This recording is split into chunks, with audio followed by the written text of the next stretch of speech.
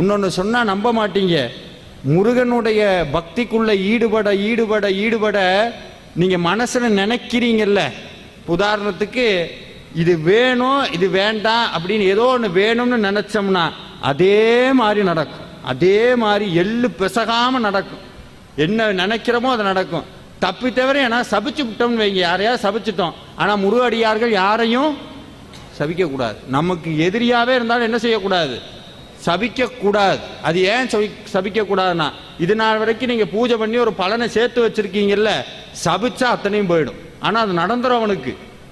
எக்காரணம் கொண்டு இருந்தாலும் சொல்கிறேன், முருகனை கும்பிட்றவங்க, முருகப்பெருமானை பூஜிக்கிறவங்க, வேல்மாறல் பாராயணம் பண்ணுறவங்க, திருப்புகழ் படிக்கிறவங்க, வாய் திறந்து யாரையாவது ஒன்று நடக்கும்னா நடந்து போயிடும், நடந்துடும். அதனால எக்காரணம் கொண்டு என்ன சொல்லக்கூடாது? சபிக்கக்கூடாது. இதையே ரிவர்ஸில் சொல்கிறேன், எக்காரணம் கொண்டு உங்களுக்கும்